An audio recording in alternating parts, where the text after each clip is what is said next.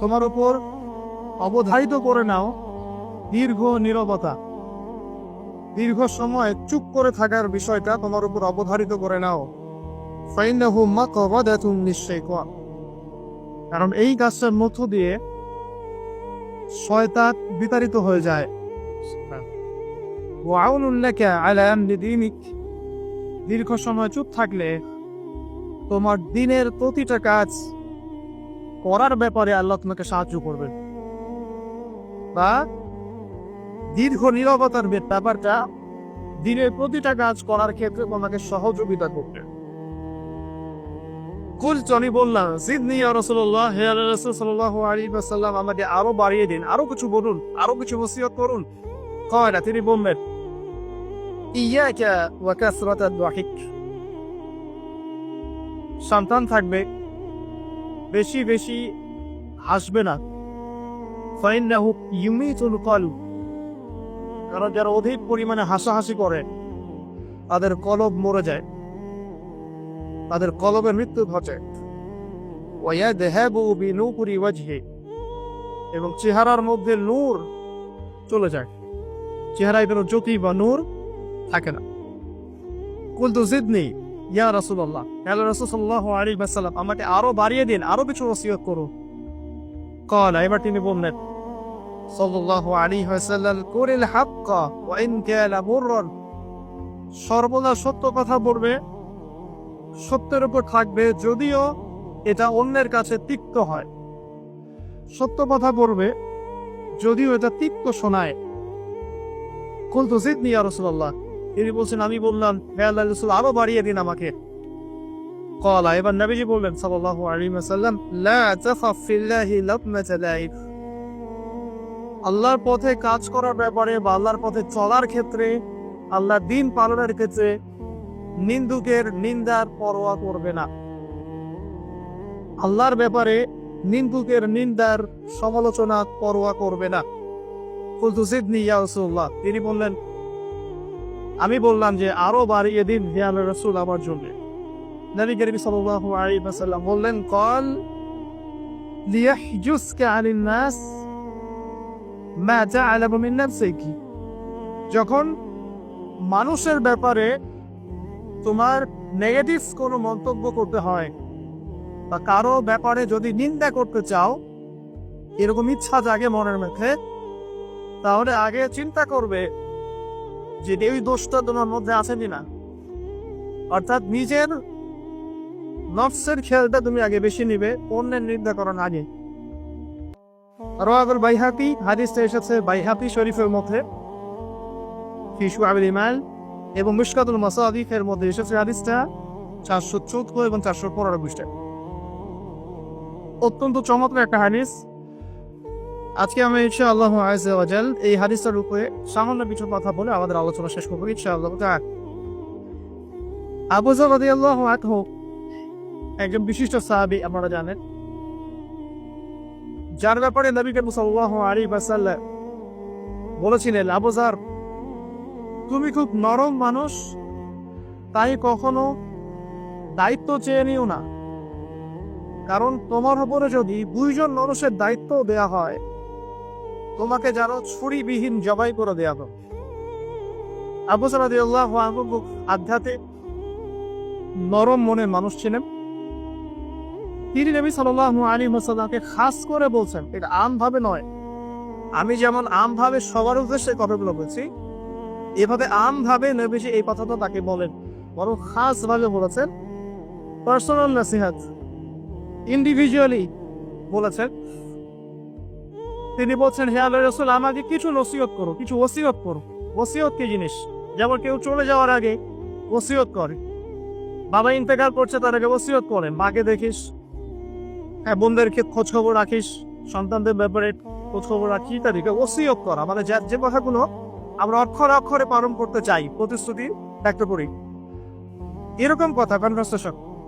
কিন্তু চিন্তা করেন, নবী করিম সাল্লাল্লাহু আলাইহি ওয়াসাল্লাম যদি আপনাকে আমাকে খাস করে কোনো জায়গায় ডেকে নিয়ে কথাটা বলতেন, কেমন হতো? মনে করেন নবী সাল্লাল্লাহু আলাইহি ওয়াসাল্লাম জীবিত আছেন বা আমরা তার সাক্ষাৎ পেয়েছি, আর আমরা কেউ একজন আমাদের মধ্যে গিয়ে থেকে বললেন, ইয়া রাসূলুল্লাহ, আমাকে কিছু নসিহত করেন, আমাকে খাস করে কিছু ওসিয়ত করেন, তখন এই ওসিয়তগুলো স্পেশাল হবে। এবং আপনি আমি কখনোই চাইবো না জীবন চলে গেলাম এগুলোর কোনো একটা আমরা ছেড়ে দিই, তাই না? আবু যর রাদিয়াল্লাহু আনহু এই সুযোগটা নিয়েছেন। নবী সাল্লাল্লাহু আলাইহি ওয়াসাল্লাম বলছেন প্রথম যে উসিকা বিতাকওয়াল্লাহ, আমি তোমাকে সর্বপ্রথম ওসিয়ত করছি তুমি আল্লাহকে ভয় করো। তাকওয়া কি জিনিস? নবীজি বলছেন ফাইন্নাহু আযয়ানু লিয়ামনিকা কুল্লি, এই তাকওয়াটাই সমস্ত কাজের সৌন্দর্য বর্ধন করবে তোমার জীবনে। তুমি যত কাজ করবে প্রত্যেকটা কাজ যদি আল্লাহকে ভয় করে করো, প্রত্যেকটা কাজ তোমার জীবনে সৌন্দর্য বর্ধন করবে ইনশাআল্লাহ। খুব সংক্ষিপ্ত আকারে বলতে পারি, আল্লাহ রাব্বুল আলামিনের তাওহীদের সাথে কাউকে শরীক না করা, এক কথায় আল্লাহর সাথে শিরক না করার নাম তাকওয়া। ঠিক আছে? আল্লাহ এক, আল্লাহ অদ্বিতীয়, তিনি মহাবিশ্বের স্রষ্টা, আমাদের স্রষ্টা, সৃষ্টিকর্তা, পালনকর্তা, রিজিক দাতা, জীবন মৃত্যুর মালিক, বিধান দাতা। এই প্রত্যেকটা কনসেপ্ট আল্লাহর জন্য খাস করার নাম হচ্ছে তাওফিক। এখানে যদি আমরা কাউকে সমকক্ষ দাঁড় করে তাহলে শিরক হয়ে যাবে। এই শিরকটা তিনভাবে হয়ে থাকে। মানুষ চিন্তার ক্ষেত্রে শিরক করতে পারে।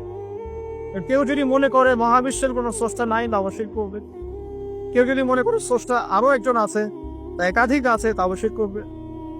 কেউ যদি মনে করে যে আল্লাহ ছাড়া কেউ ইবাদত পাওয়ার যোগ্য, আল্লাহ ছাড়া অন্য কাউকে সেজদা করা যায়, নাউজুবিল্লাহ। আল্লাহ ছাড়া কেউ প্রয়োজন পূরণ করতে পারে, কেউ সন্তান দিতে পারে, কেউ কল্যাণ করতে পারে, কেউ অকল্যাণ করতে পারে ইত্যাদি, বা আল্লাহ ছাড়া কেউ বিধান দেওয়ার মালিক, এরকম কনসেপ্ট যার মনের মধ্যে আছে, এটা হচ্ছে আকীদাগত শিরক বা চিন্তাগত শিরক। আমি কি বুঝাতে পারছি? 2 নাম্বার কাজের শিরক। যেমন কেউ যদি আল্লাহকে সিজদা না করে অন্য কাউকে সিজদা করে, কর্মগত শিরক করছে। আল্লাহ পাকের হালালকে কেউ যদি হারাম করে নেয়, কর্মগত শিরক করেছে। আল্লাহ পাকের হারামকে কেউ হালাল করে নেয়, কর্মগত শিরক করেছে। আল্লাহর কাছে দোয়া না করে মৃত মানুষের কাছে দোয়া করে, শিরক করেছে। এগুলো কাজ করতে গিয়ে শিরক করছে। যে আল্লাহর নামে কসম না করে অন্য কারো নামে কসম করলেও শিরক হয়ে যায়। অনেক সময় আমরা হাতের মধ্যে রশি পড়ি, পাথর পড়ি, অনেক কিছুই পড়ি, আমাদের বিশ্বাস হয় এগুলো আমাদের উপকার করতে পারবে, অপকার করতে পারবে, তাহলে শিরক হয়ে যাবে। সন্তান আল্লাহ দেন, যদি আমরা মনে করি যে মাজারে গিয়ে দোয়া করলেই সন্তান পাওয়া যাবে, শিরক হয়ে যাবে। আর শিরক এমন একটা পাপ, যে পাপটা আল্লাহ পাক তওবা ছাড়া মাফ করেন না। মৃত্যুর আগে যদি তওবা করে মানুষ, ইনশাআল্লাহ আল্লাহ তাকে মাফ করে দিবেন। যদি তওবা না করে মারা যায়, সম্ভাবনা বেশি এই ব্যক্তি জাহান্নামে যাবে না। কারণ প্রত্যেক 1999 জন মানুষ জাহান্নামে যাবে যাদের আমলনামায় শিরকের পাপ থাকবে। আল্লাহ পাক সূরা নিসার মধ্যে বলেছেন, ইন্নাল্লাহা লা ইয়াগফিরু আন ইউশরাকা বিহি ওয়া ইয়াগফিরু মা দুনা যালিকা লিমান ইয়াশা। আল্লাহ পাক শিরকের গুনাহ ব্যতীত যে কোনো গুনাহ যাকে ইচ্ছা মাফ করতে পারেন। যে কোনো গুনাহ, আপনি জিনা করেছেন, সিজদা করেন, ফিরে আসেন, আল্লাহ মাফ করে দেবেন ইনশাআল্লাহ। আপনি সুদ খেয়েছেন দীর্ঘদিন, সুদ থেকে ফিরে আসেন, দীর্ঘদিন মায়ের সাথে জিনা করেছেন সুদের মধ্য দিয়ে, তওবা করে ফিরে আসেন, আল্লাহ এখনই মাফ করে দেবেন ইনশাআল্লাহ। আপনি খুন করেছেন মানুষকে, যদি আপনি চিন্তা করেন যে আমার এটা অপরাধ হয়েছে, আপনি তওবা করে খালেস ভাবে ফিরে আসেন, আল্লাহ মাফ করে দিবেন ইনশাআল্লাহ। ব্যভিচার করেছেন, বিবাহিত হওয়ার পরেও জিনা করেছেন, এই ব্যক্তির কিন্তু পৃথিবীতে বাঁচার আসলে কোনো অধিকার নাই। তারপরেও যদি সে গোপনে তওবা করে ফিরে আসে রাতের অন্ধকারে, আল্লাহ চাইলে মাফ করে দিবেন ইনশাআল্লাহ। যে কোনো পাপ আল্লাহ পাক যাকে ইচ্ছা মাফ করতে পারেন, শিরক ছাড়া। শিরক যদি তওবা না করে মারা যায়, বেশিরভাগ সম্ভাবনা হচ্ছে সে জাহান্নামে যাবে। আরেকটা ডেঞ্জারাস বিষয় হচ্ছে, শিরক করে মারা গেলে কবরে মান রব্বুক উত্তর দিতে পারবে না। যারা মান রব্বুকে উত্তর দিতে পারবে, নিঃসন্দেহে তারা কখনো শিরক করে নাই, আল্লাহ পাকের তাওহীদের উপরে ছিল। আবার শিরকের অনেক কিছু বুঝি ঠিকই, আধুনিক একটা শিরক বুঝি না। আধুনিক শিরক এটা যেমন আল্লাহ পাক যা নাজিল করেছেন, এখানে যে বিধানগুলো আছে, এগুলোকে যদি কেউ ডিনাই করে বা এগুলোকে পাশ ফিরিয়ে অন্য কোনো বিধানকে বেটার মনে করে, আল্লাহর বিধানে চাইতে বেটার মনে করে বা সমকক্ষ মনে করে, এটাও শিরক। এটাও শিরক। আল্লাহ পাক কিছু হালাল করেছেন, আমরা যদি মনে করি এটা হারাম, তাহলে শিরক। এটাও শিরক। সূরা তাওবার 31 নম্বর আয়াতটা পড়ে দেখবেন ইনশাআল্লাহ। যাই হোক, তাকওয়ার প্রথম স্টেজ হচ্ছে আমাদেরকে শিরক করা যাবে না, তাওহীদে থাকতে হবে ইনশাআল্লাহ। 2 নম্বর, আল্লাহ পাকের যত আদেশ আছে এগুলোকে মেনে চলার নাম তাকওয়া। ফর এক্সাম্পল সালাত, সাওম, সাদাকা, হজ, উমরা, যাকাত, সত্য কথা বলা, পিতামাতার খেদমত ইত্যাদি যতগুলো আদেশ কোরআন এবং সুন্নাহর মধ্যে আছে এগুলোকে মেনে চলা তাকওয়ার পরিচয়। 3 নাম্বার, আল্লাহ পাকের যত নিষেধ আছে এই সমস্ত নিষেধগুলোকে বর্জন করার নামও তাকওয়া। শুধু আদেশ মানলাম, নিষেধ বর্জন করলাম, এটা আসলে প্রকৃত তাকওয়ার পরিচয় নয়। আজকে আমরা মাশাআল্লাহ সবাই সালাত করেছি, কালকে সকালে যদি আমরা সুদি লেনদেন করি আমার মধ্যে তাকওয়া আসলে নাই। আমি ধর্মীয় জীবনে পাক্কা মুসল্লি হলেও অর্থনৈতিক জীবনে পাক্কা সুদখোর থেকে গেছে। এই অবস্থা যদি তওবা না করে মারা যায়, মায়ের সাথে জেনার অপরাধ নিয়ে কিয়ামতের মাঠে উঠবে ইনশাআল্লাহ। এটা আমার কথা না, নবী সাল্লাল্লাহু আলাইহি ওয়াসাল্লাম বলেছেন, সহিহ বুখারীর হাদিস। যে কোনো আলেমকে জিজ্ঞাসা করবেন, যে কোনো মাদ্রাসায় যাবে, যে কোনো প্রকাশনী বুখারী শরীফ এর লাগে না হাদিসটা পাবে, যে ব্যক্তি 1 দিরহাম সুদ খেলো সে যেন 36 বার জেনা করবে। আপনি যদি জানেন যে আপনার ক্লোজ কোনো ফ্রেন্ড বা আত্মীয় বা whoever is সে জেনা করে বেড়ায় বা মেয়েদের সাথে একাধিক মেয়ের সাথে তার সম্পর্ক আছে, ইনলিগাল রিলেশনশিপ, আপনি নিশ্চয়ই তার দিকে সম্মানের দৃষ্টিতে তাকাবেন।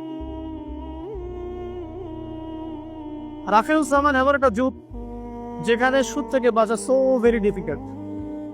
এখানে হাজারে খুব কম মানুষই সুদ থেকে বাঁচতে পারে। যারা বেঁচে থাকবে তাদের গায়েও সুদের ছিটা ফোটা এসে লাগবেই লাগে, কারণ পুরো বিশ্বের ইকোনমিক সিস্টেমটাই সুদ ভিত্তিক। এটা পরিপূর্ণরূপে ইসলামিক ধাঁচে সাজানো এখন সম্ভব বলে মনে হচ্ছে না। আমরা চেষ্টা করতে পারি।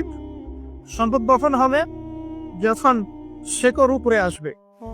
আর শেকড় কখন উপরে হবে? যখন মালহামা হবে। আর মালহামা কখন হবে? যখন মদিনার গুরুত্ব কমে যাবে এবং গুরুত্ব বেড়ে যাবে। আর যখন আসবেন, ঈসা ইবনে মারিয়াম আসবেন, তখন পৃথিবীতে ইনশাআল্লাহ আযজা ওয়া জাল ইসলাম ব্যতীত কিছুই বাকি থাকবে না। তখন ইনশাআল্লাহ তাআলা উপরের লেভেল থেকে সুদ বলতে কিছু থাকবে না। তবে এখন কি করবে? ফাত্তাকুল্লাহা মাসতাতাতুম। এখন এতটুকু করবেন, ফাত্তাকুল্লাহা মাসতাতাতুম, তোমরা সাধ্যমতো আল্লাহকে ভয় করো। আপনার সাথে যতটুকু কুলায় এতটুকু আপনি দূরে থাকবেন। ভারতের পক্ষে চেষ্টা করবেন সুদ যেন আপনার গায়ে না লাগে। আল্লাহ পাক বোঝার তৌফিক দান করুন, আমিন। বলছিলাম আল্লাহ পাকের নিষেধগুলোকে বর্জন করার নাম তাকওয়া। নামাজ পড়ছি, রোজা রাখছি, যাকাত দিচ্ছি না, এদিকে সুদ খাচ্ছি, হারাম রিলেশনশিপে আছি, বা পরকীয়ায় লিপ্ত আছি, বা মানুষের সম্পদের অধিকার দিচ্ছি না, ব্যবসা করছি। আর ব্যবসা যারা করি আমরা বেশিরভাগই মিথ্যা কথা বলি। আমরা ব্যবসা যারা করি ম্যাক্সিমাম মিথ্যা কথা বলি, মিথ্যা কসম করি। এবং আমাদের এই মিথ্যা কসম ও প্রতারণার কারণে জালেম শাসকের শাসন চাপিয়ে দেওয়া হয় আল্লাহর পক্ষ থেকে। এটা হাদিস এসেছে। যখন ব্যবসায়ীরা প্রতারণা করবে, মিথ্যা কসম করে পণ্য বিক্রি করবে এবং মাপে কম দিবে, সিন্ডিকেট করবে, তখন আল্লাহর পক্ষ থেকে 2টা আযাব আসে। এক, জালেম পদশক্তিকে চাপিয়ে দেওয়া হয় যারা এদের উপর জুলুম করবে। 2, সমাজের মধ্যে দুর্ভিক্ষ নেমে আসে। এগুলো নবী সাল্লাল্লাহু আলাইহি ওয়াসাল্লামের কথা, বদলানোর কোনো সুযোগই নাই। আজও তার কাল হবে, এগুলো ফলে যাবে ইনশাআল্লাহ, কারণ যদি না আমরা আমাদের জায়গা থেকে সরে আসি। তো যারা ব্যবসা করছি অনেকেই মিথ্যা কথা বলেন ম্যাক্সিমাম, এবং মনে করি যে ব্যবসা এগুলো মিথ্যা বলা জায়েজ, এটা ব্যবসার অংশ মনে করি। সৎ ব্যবসায়ী কিয়ামতের দিন নবীগণের সাথে থাকবেন। যারা সৎ ব্যবসায়ী তারা কিয়ামতের মাঠে নবীগণের সাথে হাসর করবেন। ছাঁচে খুঁজে পাবেন না, এখন খুব কম সৎ ব্যবসায়ী পাবেন। যাই হোক, যেটা বলছিলাম ভাই, প্রিয় ভাইয়েরা, যে শুধু আদেশ মানার নাম তাকওয়া করে, নিষেধটা বন্ধ করতে হবে। আমরা নামাজ, রোজা, হজ, যাকাত সবই করছি মাশাআল্লাহ, ব্যবসায়িক জীবনে মাপে কম দিচ্ছি, ইকোনমিক লাইফে সুদ খাচ্ছি, আর পলিটিক্যাল লাইফ নিয়ে আমি কোনো কথা বলতে চাচ্ছি না। সেখানে কতটুকু আল্লাহ আর কতটুকু রাসূল আছেন আল্লাহ ভালো জানেন, আল্লাহ বিচার করবেন। আমি মৌলিক কথাগুলো বলছি। দেখেন, ফ্যামিলিগত ব্যাপারে আমরা দেখবেন বাহ্যিকভাবে ইসলামের লেবাস পোশাক আছে যে কি, আর ভিতরে অরিজিনাল ইসলাম নাই। দেখো পরিবারে ম্যাক্সিমাম পরিবারে তো পর্দা লাই, নামাজি ব্যক্তিরা খুব অভাব। আর নামাজি চিন্তা ভাবনা আপনাকে ফজরের জামাতে আসতে হবে। নামাজি চিন্তা ভাবনা আপনাকে ফজরের জামাতে আসতে হবে এই মসজিদেই। আজকে ফজরে আসবেন, দেখবেন এই যে মুসল্লি যারা বসে আছেন তাদের 50% নাই ইল্লা বাসাও। তো আমরা পার্সিয়ান ইসলাম ফলো করছি, কিছু মানছি কিছু মানছি না। আল্লাহ বলছেন এটা না, পরিপূর্ণরূপে ইসলামে প্রবেশ করো এবং এটার নাম তাকওয়া। উসিকুম বিতাকওয়াল্লাহ, আমি তোমাকে আল্লাহর তাকওয়া, আল্লাহকে ভয় করার ওসিয়ত করছি, খাস করে অনুরোধ করছি, ওসিয়ত করছি। আদেশ মানার নাম যেমন তাকওয়া, নিষেধ বর্জনের নাম তাকওয়া। শুধু আদেশ মানলেই হবে না, নিষেধগুলো বর্জন করার চেষ্টা করতে হবে। আমরা এই জায়গাটাতেই সমস্যায় ভুগছি। আদেশ আমরা অনেকেই পালন করতে পারি, আলহামদুলিল্লাহ, নামাজ পড়তে পারি, রোজা রাখতে পারি, অনেকে যাকাত দেই, মাশাআল্লাহ, সাদাকা করি, দান সাদাকা করি, ইসলামের প্রতি ভালোবাসা আছে, আল্লাহ এবং তার রাসূলকে মহব্বত করি, কিন্তু হারাম রিলেশনশিপ ছাড়তে পারছেন না। দেখবেন অ্যাফেয়ার ছাড়তে পারছেন না, ফ্রি মিক্সিং ছাড়তে পারছেন না, রিবা ছাড়তে পারছেন না, আপনার পরকীয়া ছাড়তে পারছেন না, অহেতুক এই যে নোংরা অপসংস্কৃতি ছাড়তে পারছেন না। খেয়াল করে দেখেন, স্মোকিং ছাড়তে পারছেন না, মাদক দ্রব্য সেবন ছাড়তে পারছেন না, বাট আপনি ইসলামকে ভালোবাসেন, আল্লাহকে ভালোবাসেন, রাসূলকে ভালোবাসেন। এইটাই মূল সমস্যা আমাদের এখানে। আমি ফিল করি আল্লাহ পাক আমাদের সবাইকে আদেশ মানার সাথে সাথে নিষেধ বর্জন করার তৌফিক দান করুন। 4, আল্লাহ রাব্বুল আলামিনকে হাজির এবং নাজির যার নাম তাকওয়া। হাজির নাজির কেমন? যে আমার জীবনের প্রতিটা স্টেপ আল্লাহ পাক দেখছেন এবং শুনছেন। আল্লাহ পাক আরশে আজিম থেকেই আমাকে দেখছেন, আমাকে শুনছেন প্রতিটা মুহূর্তে, এখন, আজ, কাল, আগামী, অতীত, বর্তমান, ভবিষ্যৎ, সব সময় আল্লাহ আমাকে দেখছেন, শুনছেন। প্রত্যেকটা মুহূর্তে এই কথা যার মাথায় থাকবে তার পাপ করার প্রবণতা কম হবে। পাপ করলেও সে তওবা করে আল্লাহর কাছে ফিরে আসবে। এইসব যদি তার দ্বারা কোনো পাপ হয়েও যায়, আপনি দেখবেন তাকওয়াই তাকে আবার ফিরিয়ে নিয়ে আসবে, সে আল্লাহর কাছে ফিরে আসবে। আল্লাহ পাকে হাজির এবং নাজির যা, এর আরেকটা নাম আছে, সেটা হলো যে ইহসান। কি নাম?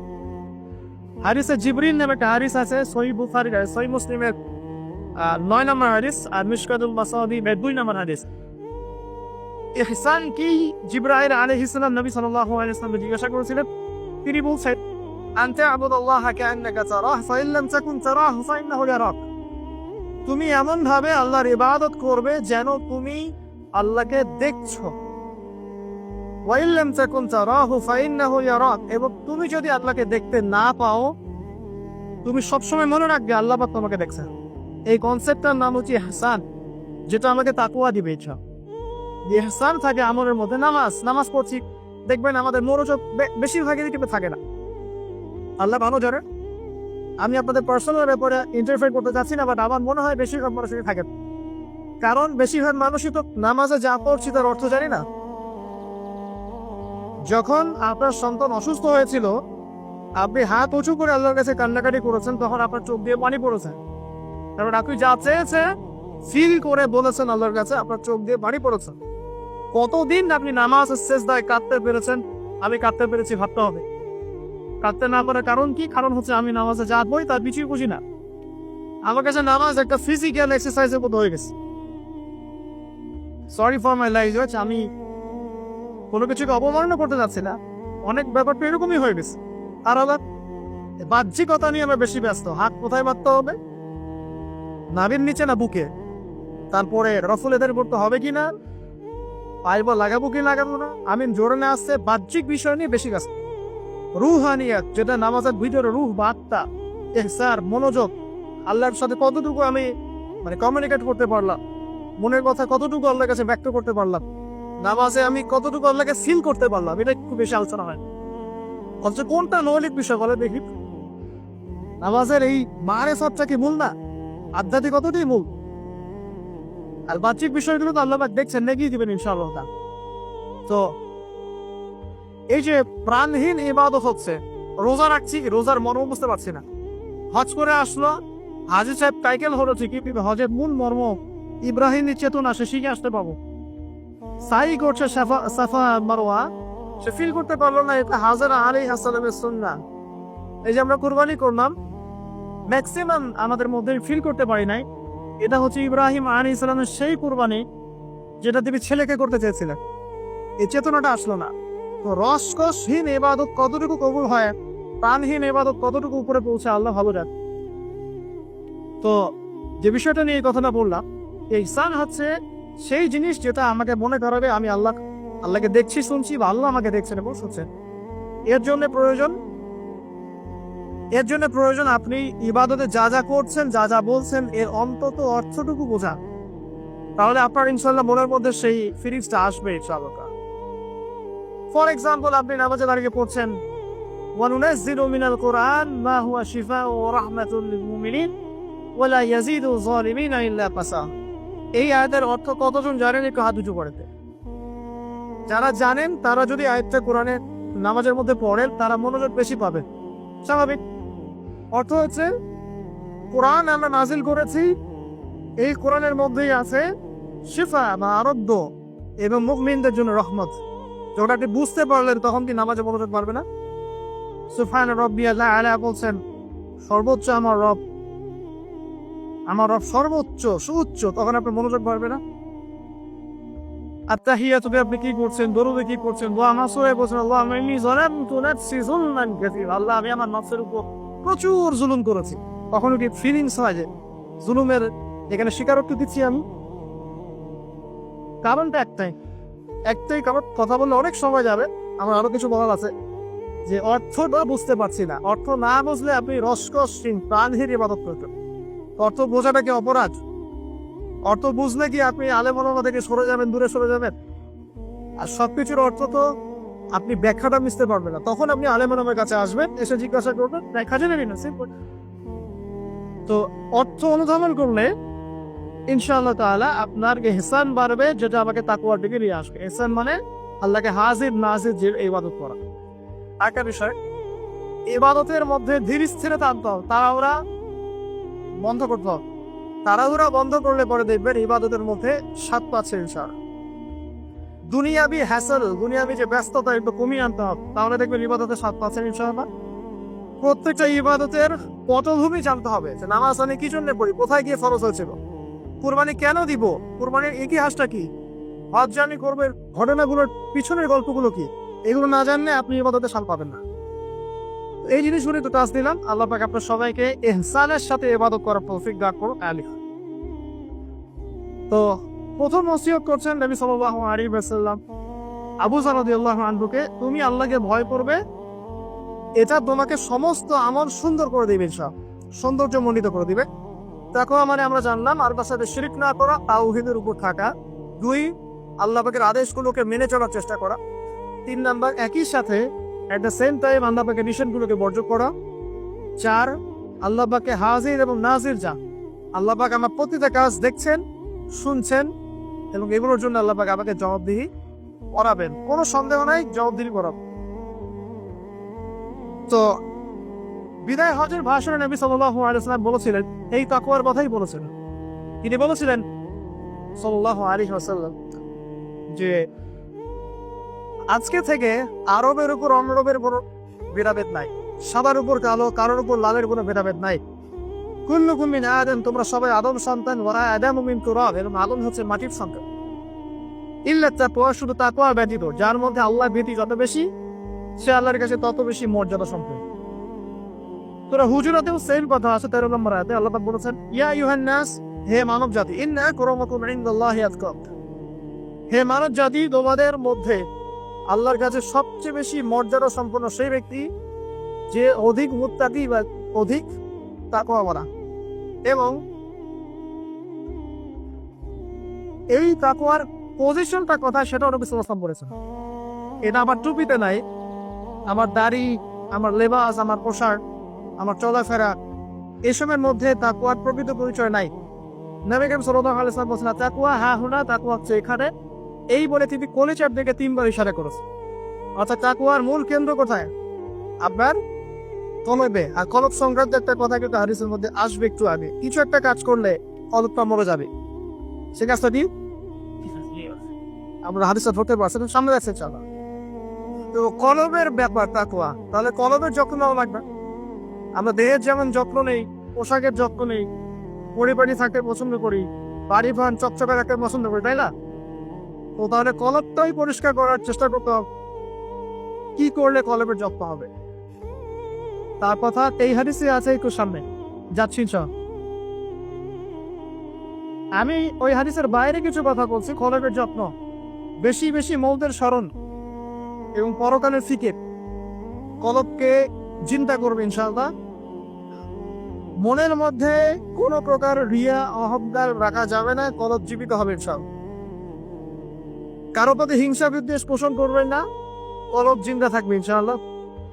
মানব সেবামূলক যে কাজগুলো আছে, ফর এক্সাম্পল এতিমের দেখাশোনা করা, বিধবাদের খোঁজ খবর নেয়া, মিসকিনের পাশে দাঁড়ানো, এই কাজগুলো করলেও কলব জিন্দা হয়, কলবের মধ্যে নূর আসে, সাকিনা আসে।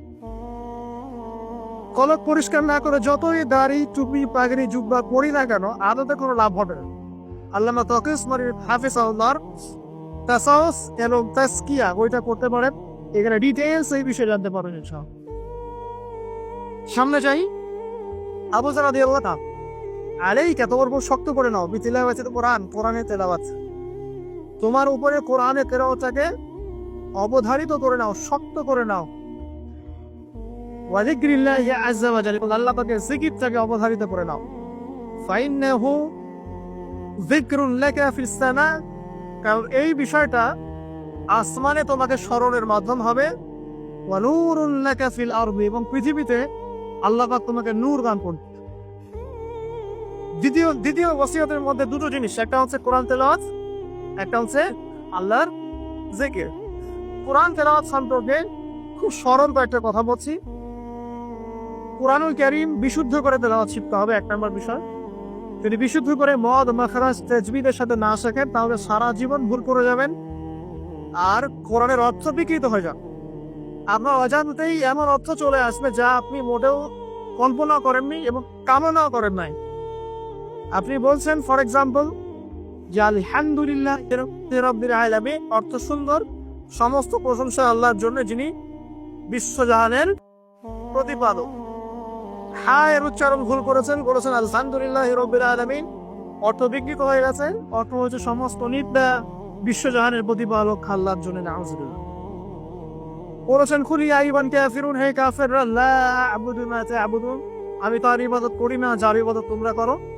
অর্থ ঠিক আছে, ঈমান তাওহীদ আছে। অথচ আপনি যদি বলেন কুল ইয়া আইয়ুহাল কাফিরুন লা আ'বুদু মা তা'বুদুন, বাস গন কেস। অর্থ কি হবে ভাই? আমি অবশ্যই তার ইবাদত করি, যার ইবাদত তোমরা করো, কাফেররা তোমরা করো। এটা ঈমান না কুফর? একটা মদের কারণে আপনার পার্থক্য হল। এক বাক্যে বলে ফেলছি, যেভাবেই হোক, যত সময় লাগুক, যে বয়সেই থাকেন, বিশুদ্ধ করে কোরআন তেলাওয়াত না শিখে মৃত্যুবরণ করবেন না, ওয়াদা করে আল্লাহ। যে বয়সেই হন, যেখানেই পড়ে, যে প্রফেশনেই থাকে, যত গরিবই হন, যত বড়লোকই হন, যাই হন, হুয়েভার ইউ আর, কোরআন তেলাওয়াত বিশুদ্ধ করে না শিখে কবরে যাবেন না, ওয়াদা করেন। আর সারা জীবনে যা করেছেন, যত কিছু শিখেছেন, আপনার সায়েন্স, আপনার আর্টস, আপনার commerce, medical science, engineering, BCS career, যা কিছু করেছেন, সব কিছু বৃথা হয়ে যাবে যদি পরকালে আপনি পুলসিরে পারবেন না। আর আল কুরআনুল হুজ্জাতুল লাকা আলাইহি, কোরআন হয় তোমার পক্ষে দলিল হবে, না হলে বিপক্ষে। যারা কোরআন বিশুদ্ধ করে তিলাওয়াতও করতে শিখছে না, কোরআন কি তার পক্ষে দলিল হবে বলে মনে হয়? আল্লাহ পাক আমাদের সবাইকে তৌফিক দান করুন, আমিন। তিলাওয়াতটা অ্যাটলিস্ট 3 সেকেন্ড, অর্থ বোঝেন আর নাই বোঝেন, আমি আবারও স্পষ্ট করেই বলছি। স্পষ্ট করে বলার পরেও কিছু মানুষের কেন জানি চুলটারি থামে না, আমি জানি না, তবে এটা নিয়ে আমার মাথা ব্যথা নাই। আমি স্পষ্ট করে আবারও বলছি, কোরআন বিশুদ্ধ করে তেলাওয়াত করলে প্রত্যেক হরফে 10 নেকি পাবেন। কোরআন আপনার পক্ষে সুপারিশ করবে ইনশাআল্লাহ, আল্লাহ আপনাকে নূর দিবে, ঠিক আছে? এবং কোরআনের সুপারিশ কবুল করা হবে, আল্লাহ পাক আপনাকে জান্নাত দিবেন ইনশাআল্লাহ। এবং আলিফ লাম মিম পড়লে 30 নেকি হয়ে যায়, 3 নেকি বা 10 নেকি না, আলিফ লাম মিম পড়লে 3টা হরফে 30 নেকি হয়ে যায়। বিশুদ্ধ করে কোরআন তেলাওয়াত করলেন, অর্থ বোঝেন বা না বোঝেন, আপনি প্রত্যেক হরফে 10 নেকি। কিন্তু কোরআনের অর্থ অনুধাবন না করলে, কোরআনের অর্থ বুঝতে না পারলে, আপনি কোরআনকে বাস্তবে প্রয়োগ করতে পারবেন না। আর কোরআনকে বাস্তবে প্রয়োগ করতে না পারলে, আপনি কোরআনের মৌলিক হকটা আদায় করতে পারবেন না। তাই অর্থ না বুঝে যদি সারা জীবন কোরআন তেলাওয়াত করে যাই, কোরআন তেলাওয়াতের নেকি হবে ঠিকই, প্রত্যেক হরফে 10 নেকি হবে ঠিকই, কোরআন আপনাকে সুপারিশও করতে পারে, বাস কোরআনের প্রকৃত হত্যা দুনিয়াকে আদায় হয়নি। আর কোরআন নাযিল করা হয়েছে যাতে মানুষ উপদেশ গ্রহণ করে, তাদাব্বুর করে, ফিকির করে, এটাকে নিয়ে গবেষণা করে এবং এর মধ্য দিয়ে মানুষ যেন পথ খুঁজে পায়। এই কারণে আপনার স্কুল, কলেজ, ইউনিভার্সিটিতে যা পড়ছেন এগুলো সব যদি ফার্সি ভাষায় হতো বা টার্কিশ ভাষায় হতো বা ধরেন রাশিয়ান ভাষায় হতো এবং আপনি এগুলো অর্থ জানেন না, শুধু পড়েন আর মুখস্থ করেন, তাহলে কি আপনি আদৌ পরীক্ষা পাস করতে পারবেন? প্রশ্ন উত্তর দিতে পারবেন? সিম্পল বিষয়, কেন এটা হজম করতে এত সমস্যা হয় বুঝতে পারি। অর্থ জানার জন্য কি করতে হবে? অর্থ জানার জন্য আরবি ব্যাকরণের মৌলিক বইগুলো শিখতে হবে। আরবি ব্যাকরণের মৌলিক বইগুলো আপনাকে পড়তে হবে। মাদ্রাসায় যেতে হবে, মাদ্রাসার যে আলেম ওলামারা আছেন তাদের কাছে পড়ে থাকতে হবে। আরবি ভাষা শিখতে হবে। এইগুলো যদি খুব ডিফিকাল্ট মনে হয় সেক্ষেত্রে আপনি কমপক্ষে একটা বিশুদ্ধ তাফসীর কিনবেন, কিনে আপনি কোরআন নিয়মিত অর্থ সহ পড়বেন। তবে এতটুকু পড়াশোনা করে কখনো নিজেকে মুফতি ভাববেন না, ফতোয়াবাজি শুরু করুন। এটা গুরুত্বপূর্ণ নসিহত, কারণ অনেকে আবার অর্থ পড়ে ফতোয়া দেওয়া শুরু করে। একজন কোরআন পড়ে আমাকে বলেছিল কোরআনে তো 5 ওয়াক্ত নামাজই পেলাম না, 2 ওয়াক্ত নামাজ পাচ্ছি। এই যে ফজর, জোহর, আসর, মাগরিব, ইশা সিরিয়ালে কোথাও দেওয়াই নাই, কেন নামাজ পড়ি? একজন কোরআন পড়েই বলছে, অর্থ করেই বলছে যে কোরআনে তো হাদিস মানার কোনো দলিল পেলাম না, কোরআনে কোথাও বলা হয়নি যে হাদিস মানো, এরকম বলছে।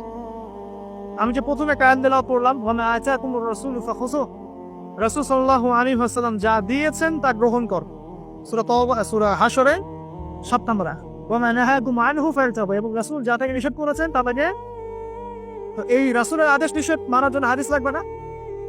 তাহলে কোরআন পড়ে হাদিসে গরিব না পাওয়ার কারণ কি?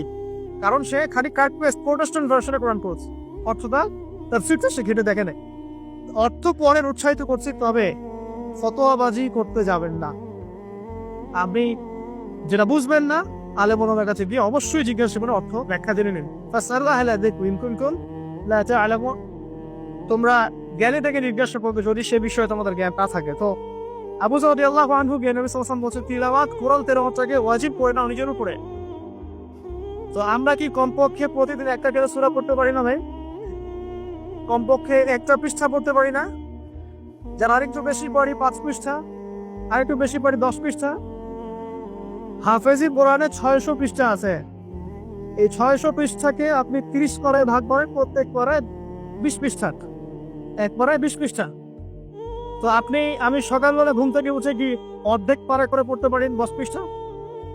যারা একটু ভালো জোরে পড়তে পারি, ফ্লুয়েন্সি আছে, তারা 1 পারা করে পড়তে পারি। প্রতিদিন 1 পারা করে পড়লে প্রতি মাসে আপনি একটা করে খতম নিতে পারবেন। আচ্ছা, না পড়ে প্রতিদিন 10 পৃষ্ঠা করে যদি পড়ে তাহলে 2 মাসে একটা খতম করা যাবে? তাও না পারে, প্রতিদিন 5 পৃষ্ঠা করে পড়ে 4 মাসে একটা খতম হবে, বছরে 3টে খতম। কম নাকি? অনেক। এতটুকু যদি করেন আলহামদুলিল্লাহ। কোরআন গবেষণা আসার আগে আপনাকে আগে তিলাওয়াত বিশুদ্ধ করে করা শিখতে হবে এবং নিয়মিত তেলাওয়াত করতে হবে, তারপরে গবেষণার বুঝ আল্লাহর পাকের পক্ষ থেকে আসবে। এত সহজে আসবে না। আল্লাহ আমাদেরকে নিয়মিত কোরআন তেলাওয়াত করার তৌফিক দান করুন, আমিন। অনেক কোর্সও এখন বের হয়েছে যেগুলোর মধ্য দিয়ে খুব সহজেই কোরআনের অর্থ আপনি শিখতে পারেন। আপনি আরবি ব্যাকরণ শিখতে পারেন, আরবি ভাষা শিখতে পারেন, হ্যাঁ, কোরআনিক গ্রামার শিখতে পারেন, বা বিশুদ্ধ করে মদ মাখাজের সাথে কোরআন শিখতে পারেন। অনলাইনেও আছে, অফলাইনেও আছে। কিভাবে শিখবেন আমি জানি না, কার কাছে যাবেন আমি জানি না। এতটুকু জানি, আমি আপনাকে ওসিয়ত করতে চাই যে মৃত্যুর আগে কমপক্ষে একটা বার কোরআনটা অর্থ সহ করেন, আর অবশ্যই বিশুদ্ধ করে কোরআন তেলাওয়াত করতে শেখান। আপনি যে বয়সেরই হন, যে পেশারই হন, আর যেখানকার মানুষই হন, আল্লাহ পাক তৌফিক দেন। আরেকটা বলা হয়েছে ওয়া যিকরুল্লাহি আযজা ওয়া জাল, এবং আল্লাহ পাকের জিকির, এই দুটো করলে আসমানে তোমাকে স্মরণ করা হবে এবং জমিনে আল্লাহ পাক তোমাকে নূর দিবেন। আল্লাহ জিকির কি? আল্লাহকে স্মরণ করা। সবচেয়ে সেরা জিকির নামাজ। সবচেয়ে সেরা জিকির কি? নামাজ। তারপরে সেরা জিকির কোরআন তেলাওয়াত। কোরআনকে আল্লাহ পাক জিকির বলেছেন, ইন্না নাহনু নাযালনা যিকরা ওয়া ইন্না লাহু লাহাফিজুন। আমি কোরআনকে বা এই জিকিরকে নাযিল করেছি, আমি এটা হেফাজত করব ইনশাআল্লাহ। এছাড়া জিকির বলতে আমরা আসলে যা বুঝি এগুলো খুব শর্ট করে বললে প্রত্যেক দিন কিছু মাসনুন দোয়া কালাম আছে যেগুলো পড়লে আপনার জিকিরের হক আদায় করা যাবে। খুব সহজ, 100 বার সুবহানাল্লাহ পড়লে 1000 নেকি হবে, পাওয়া যাবে না? এটা আপনি ড্রাইভ করতে করতে করতে পারেন, হাঁটতে চলতে করতে পারেন, মা বোনরা রান্না বান্না করতে করতে করতে পারেন। এটার জন্য আলাদা করে ওযু করে বসতে হবে জরুরি না, ওযু শর্তও না। আপনি চলতে ফিরতে কাজটা করতে পারেন, ইস্তেঞ্জা করা বাদ দিয়ে ওখানে বসে বসে আবার এটা করেন, ঠিক আছে? ওকে, 100 বার আলহামদুলিল্লাহ পড়া যাবে না, 100 বার আল্লাহু আকবার পড়া যাবে না, লা ইলাহা ইল্লাল্লাহ 100 বার পড়া যাবে না। খুব সহজ। বা সকালবেলা অ্যাটলিস্ট আপনি একটা বার পড়লেন আয়াতুল কুরসি, একবার পড়লেন সাইয়্যিদুল ইস্তিগফার, সাইয়্যিদুল ইস্তিগফার একবার পড়লে ওই দিন যদি সে ব্যক্তি মারা যায় তাহলে জান্নাত। মাগরিবের ওয়াক্তে পড়ে ফজর হওয়ার আগে যদি মারা যায় জান্নাত ইনশাআল্লাহ। এরকম অনেক দোয়া আছে। আউযু বিকালিমাতিল্লাহি তাম্মাতি মিন শাররি মা খালাক পড়বেন ইনশাআল্লাহ, কোনো অদৃশ্য দৃশ্যের অনিষ্ট আপনাকে স্পর্শ করবে না ইনশাআল্লাহ। জিন ভূত, জিন শয়তান, জাদু টোনা, চোখ লাগা বদবদে কোনো কিছুই কাজ করবে না ইনশাআল্লাহ। এগুলো নিয়ে এখন অনেক রোগী দেখেন না, জিনগ্রস্ত রোগী, সেহেরের রোগী, মাজনুন হয়ে যাচ্ছে, পাগল, মেন্টালি ডিপ্রেসড, মানসিক। এখন তো বেশিরভাগ মানুষ মানসিক রোগী, ফিজিক্যাল রোগী কম, মানসিক রোগী বেশি। এমন এমন এমন জেনারেশন তৈরি হচ্ছে, এরা ক্রেজি, এরা হচ্ছে মানসিকভাবে বিকলাঙ্গ। পরীক্ষা করতে চান, সবার হাত থেকে স্মার্টফোন কেড়ে নেন, ইন্টারনেট কানেকশন বন্ধ করে গ্রামে পাঠিয়ে দেয়, 1 মাসের মধ্যে সব পাগল হয়ে গেছে, ফিরে আসো, পাগল হয়ে যাবে। ইন্টারনেট কানেকশন নাই, স্মার্টফোন নাই, দেখবেন পাগল ক্রেজি হয়ে যাবে। যাই হোক, আল্লাহ পাকে আমাদের কি হেফাজত করো। জিকির বাড়িয়ে দেন। একটা জিকির আছে, সুবহানাল্লাহি ওয়া বিহামদিহি আদাদা খালকিহি ওয়া রিদা নাফসিহি ওয়া জিনাতা আরশিহি ওয়া মিদাদা কালিমাতিহি। যে ব্যক্তি এটা 3 বার পড়বে, ফজরের পর থেকে নিয়ে সূর্য ওঠা পর্যন্ত বসে বসে যদি আল্লাহ জিকির করতেন, যে নাকি হতো এতটুকু পড়লে সে নাকি হয়ে যেত। আপনি যদি প্রতিদিন হজ করতে চান, উমরা করতে চান, ইশরাকের নামাজ পড়বেন জামাতে ফজর পড়ার পর, একটা হজ একটা উমরা নাকি পাবেন। আর অনেক জিকির আছে, আমি শর্ট করে বলে দিই। হিসনুল মুসলিম একটা বই আছে, কি নাম? হিসনুল মুসলিম। এই বইয়ের মধ্যে সব জিকির দেয়া আছে, বিশুদ্ধ সনদে আছে, কোনো সমস্যা নেই। এই জিকির আজকারগুলো বাড়িয়ে রাখ, আল্লাহ পাক পরিষ্কারটাই পরকালের অস্তিত্ব আপনাকে বোঝাচ্ছে, এবং আল্লাহ পাক যে টাইম ফ্রেমের ঊর্ধ্বে অবস্থান করছেন এটা আমাদেরকে বোঝাচ্ছে। এটার হাদিসও আছে, যা আবিষ্কার করা হয়েছে প্রথম আসমানের বিষয়, এরকম আলো 2, 3, 4, 5, 7টা আসমান আছে, এবং সপ্তম আসমানের উপরে আছে মহাসাগর, তার উপর আছে কুরসি, তার উপর আরশে আজিম, তার উপরে আল্লাহ রাব্বুল আলামিন। আল্লাহ পাক এই টাইম ফ্রেমের ঊর্ধ্বে, আল্লাহ পাকের কাছে সবই অতীত, সবই বর্তমান, সবই ভবিষ্যৎ, এগুলো ঊর্ধ্বে আল্লাহ পাক। অতীত বর্তমান ভবিষ্যৎ আল্লাহ পাককে গ্রাস করতে পারে না, আল্লাহ পাক এগুলো ঊর্ধ্বে আছে। অনেক ব্যাপার আছে, ইনশাআল্লাহ এটা নিয়ে আমি পরে কথা বলবো আজকে।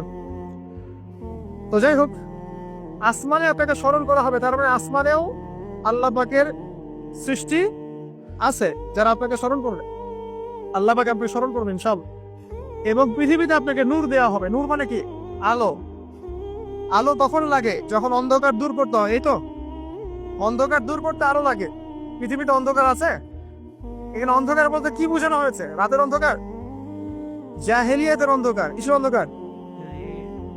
চারিদিকে জাহেলিয়াত নাই, সুদ ঘুষ জেনা ব্যভিচার জাহেলিয়াত দিয়ে ভর্তি না? এই জাহেলিয়াত দূর করতে হলে আপনার টর্চ লাইট লাগবে, নূর লাগবে। সে নূর আল্লাহ পাক আপনাকে দিবেন যদি আমি কোরআন তেলাওয়াত করি এবং আল্লাহর জিকির বাড়িয়ে দিই। আল্লাহ পাক আমাদেরকে সবাইকে নূর দান করো, আমিন। এরপরে ওসিয়ত ছিল, শর্ট করে নিচ্ছি। তিনি বলেন, খুলতু ইয়া রাসূলুল্লাহ জিদনি, আমাকে আরো বাড়িয়ে দিন হে আল্লাহর নবী। তিনি বলছেন খুব ইম্পর্টেন্ট কথা, আলাইকা বিতুরিস সামতি, দীর্ঘ সময় নীরবতা অবলম্বন করার ব্যাপারে আমি তোমাকে ওসিয়ত করছি, এটা তোমার উপরে ওয়াজিব করে। দীর্ঘ সময় চুপ করে থাকাটা মারেফাতের পরিচয়। যখন আপনি চুপচাপ থাকবেন, খুব বেশি কথা বলবেন না, বেশি অপ্রয়োজনীয় কথা বলবেন না, প্রয়োজনীয় কথা বলবেন, আল্লাহর পক্ষ থেকে আপনার কলবের উপরে ইলম আসবে, ইলমে লাদুন্নি আল্লাহর পক্ষ থেকে আসবে ইনশাআল্লাহ। দেখবেন ঠান্ডা মাথায় চিন্তা করলে সুন্দর গোছানো চিন্তা করা যায় না, এলোমেলো হবে না চিন্তাগুলো তো। এবং যদি আমরা বেশি ব্যস্ত থাকি, বেশি কথা বলি, তখন কিন্তু চিন্তাগুলো এলোমেলো হয়ে যায়। এটা বলা হচ্ছে প্রয়োজনীয় বিষয়গুলোর ক্ষেত্রেও কথার ক্ষেত্রে সতর্কতা অবলম্বন। তাহলে অপ্রয়োজনীয় যে কথাগুলো আছে, যে গীবত, পরনিন্দা, পরচর্চা, অহেতুক মিউজিক শোনা বা অহেতুক কাব্য চর্চা, অহেতুক উপন্যাস, এগুলোর কি মূল কথা দাও? যখন প্রয়োজনীয় ক্ষেত্রে আল্লাহ পাক বলছেন আলাইকা বিতুল ইসলামতি, তোমার উপরে দীর্ঘ নিরবতাকে ওয়াজিব করে নাও। তাহলে অপ্রয়োজনীয় গান গল্প আড্ডাবাজি, যে আমরা চায়ের দোকানে করছি, ক্যারাম খেলতে খেলতে করছি, লুডো খেলতে খেলতে করছি, অহেতুক আড্ডাবাজি করছি, ফ্রেন্ড সার্কেল একত্রিত হলে অনেক অহেতুক গল্প হয়ে যায়। এবং বেশিরভাগ গল্পের ক্ষেত্রে হয় গীবত বা রিয়া বা আত্মপ্রদর্শন, তাই না, বা সমালোচনা। আর বাই দ্য ওয়ে, জাতি হিসেবে আমরা খুব বাচাল জাতি। আর আমরা কাজের চেয়ে কথা বলতে বেশি পছন্দ করি। আমরা কাজের চাইতে কথা বলতে বেশি পছন্দ করি, কিন্তু যার উন্নত সভ্যতা তারা কথা কম বলে, কাজ বেশি করে। আমরা কাজের চেয়ে কথা বেশি বলতে পছন্দ করি, এবং কাজ যদি কোনো একটা করে ফেলি, যদি কাজ হয় 5 ডিগ্রির, আমরা কথা বলতে শুরু করি 100 ডিগ্রি। ভাবখানা আমাদের এরকম। আমাদের এই জাতিগত পরিবর্তন আনতে হবে। কথা কম বলি আমরা, আল্লাহ পাক কাজ বেশি করা তৌফিক দান করুন। এবং কথা যখন বলবো সেটা যেন প্রয়োজনীয় কথা হয়। আর যদি কোনো অপ্রয়োজনীয় কথা হয়েও যায় কোনো জায়গায়, একটা দোয়া পরে উঠবেন, ইনশাল্লাহ কাফারা হয়ে যাবে। এটা বেশি জরুরি না? এটা বেশি জরুরি। তো যখন কোনো জায়গায় বসলেন, অপ্রয়োজনীয় অনেক কথা হয়ে গেছে, ওঠার আগে বলবেন সুবহানাকা আল্লাহুম্মা ওয়া বিহামদিক আশহাদু আল্লা ইলাহা ইল্লা আনতা আস্তাগফিরুকা ওয়া আতুবু ইলাইক। বাস। আপনার এই বৈঠকে যদি কোনো অপ্রয়োজনীয় কথা হয়ে যায়, আল্লাহ পাক সেটা মাফ করে দিবেন ইনশাআল্লাহ। এটা মা বোনদেরকে শেখাবেন, কারণ তাদের এটা বেশি প্রয়োজন। যাই হোক, এরপরে আসেন। তারপরে তিনি বলছেন জিদনি ইয়া রাসূলুল্লাহ, আমাকে আরো কিছু ওসিয়ত করুন। তিনি বলছেন ওয়া ইয়াকা কাহরাতিদ দাহিক, খুব ইম্পর্টেন্ট। তোমার উপরে এটা অবধারিত করো যে তুমি বেশি হাসবে না, বেশি বেশি হাসবে না। সূরা তওবার মধ্যে একটা আয়াত আছে, তারা বেশি বেশি হেসে নিক, অচিরিতারে এমন অনেক বেশি কান্নাকাটি শুরু করবে।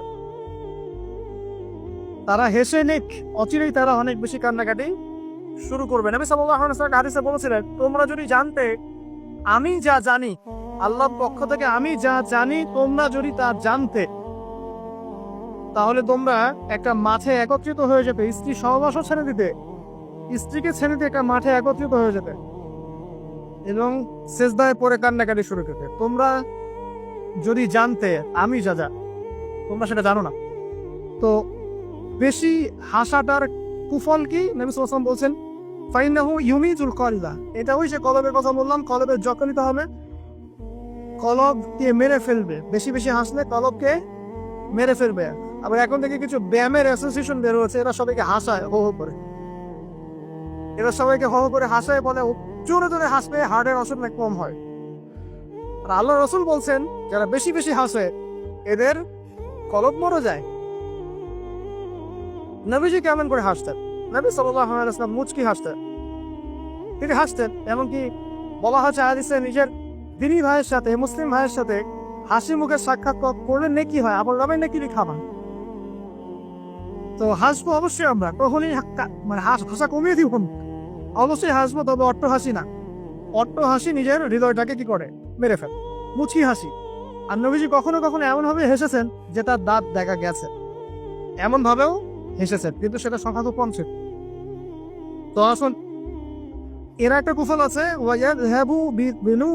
এবং এই অট্ট হাসি বেশি বেশি দেওয়ার ফলে চেহারার যে নূর, মুত্তাকি মানুষ যারা, নামাজি মানুষ যারা কোরআনের সাথে সম্পর্ক রাখে, দেখবেন চেহারা একটা নূর থাকে, একটা আলো থাকে, আল্লাহর পক্ষ থেকে একটা নূর থাকে, একটা রব থাকে, একটা প্রভাব থাকে। রব মানে প্রভাব। তো বেশি বেশি জোরে জোরে হাসতে চেহারার নূর কমে যায়। একটু খেয়াল করে দেখবেন, আপনি 5 ওয়াক্ত সালাত জামাতের সঙ্গে করার চেষ্টা করেন, নিয়মিত তাহাজ্জুদে উঠতে অভ্যাস করেন, দেখবেন ফজরের ওয়াক্তের দিকে আপনার চেহারা দিয়ে কিছু একটা নূর বের হচ্ছে। এটা হবে, দেখবেন চেহারাটা নুরানি লাগবে।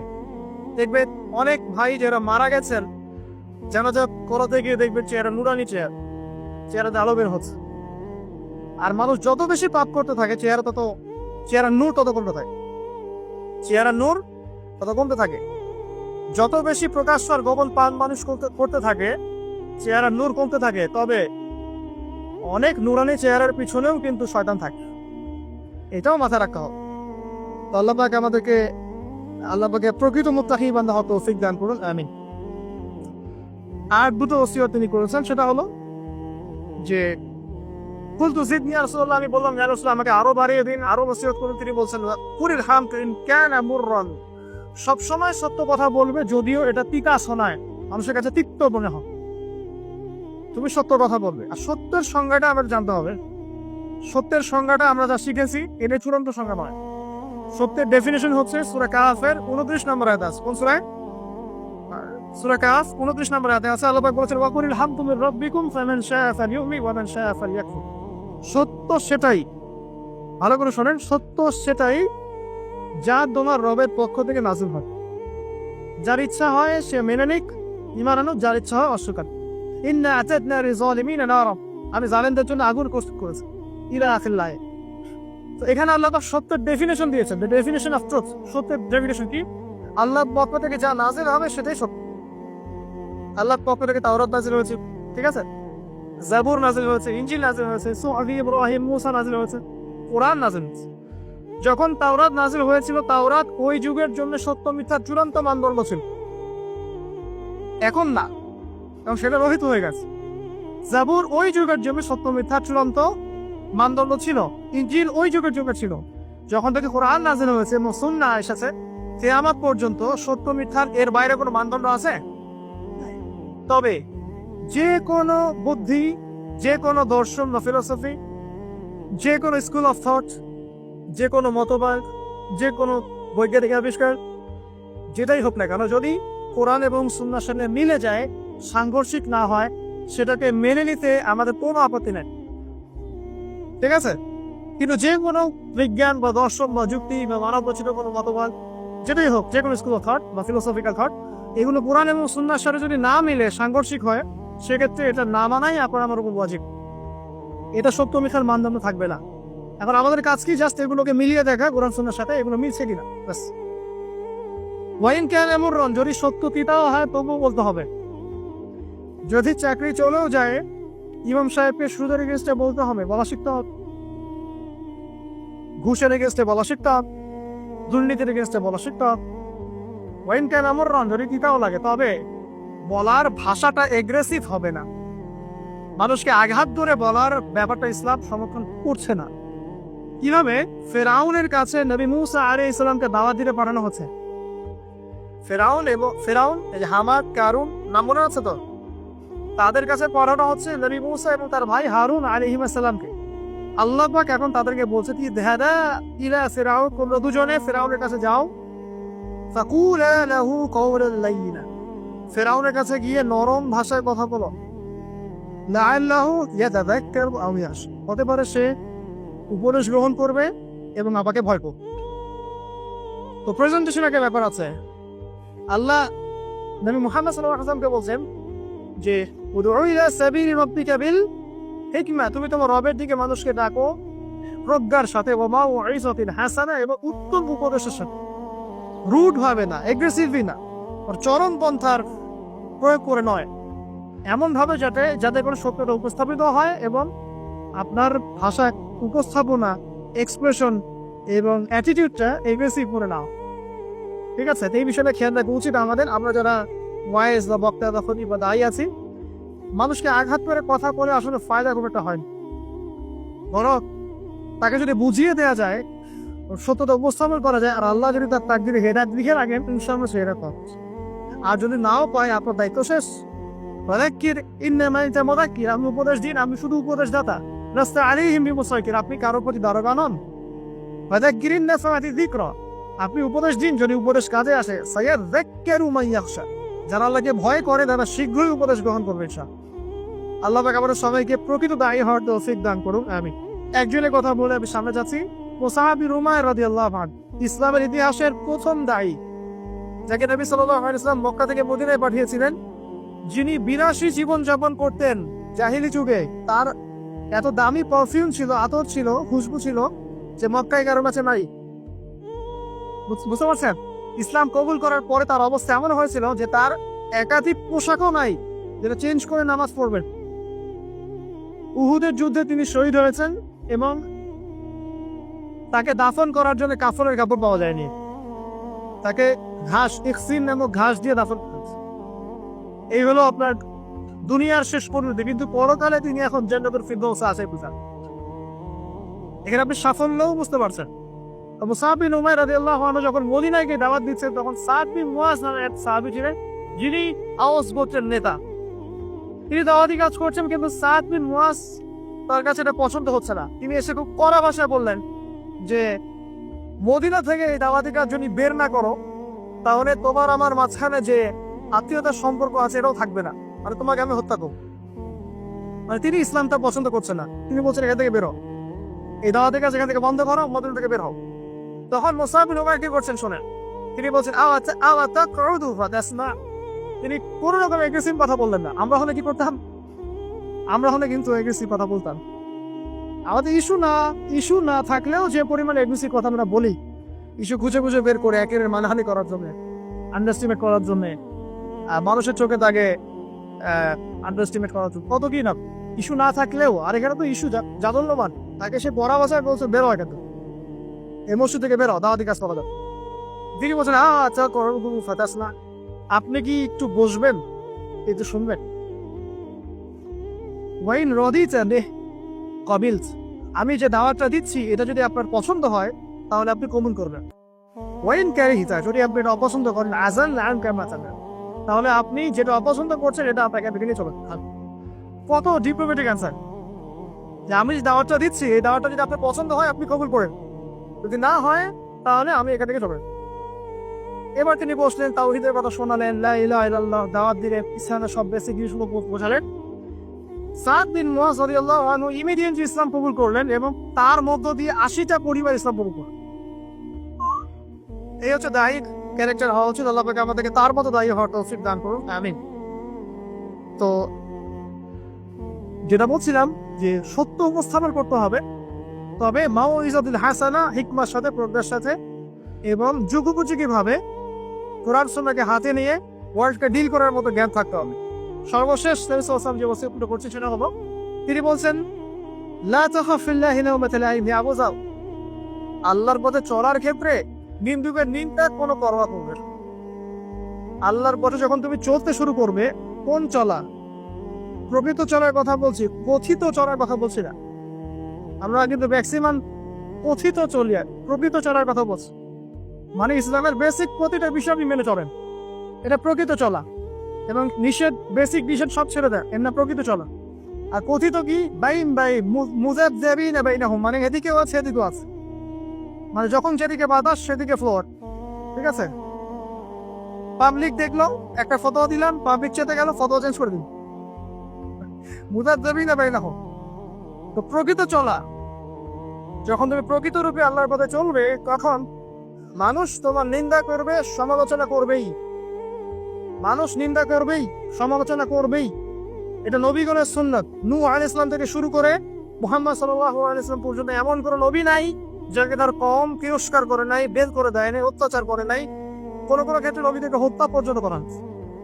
তো নবীগণের যে নিষ্পাপ কোনো মানুষ আছে, তাহলে তাদেরকে এই ভোগান্তি কেন পোহাতে হলো?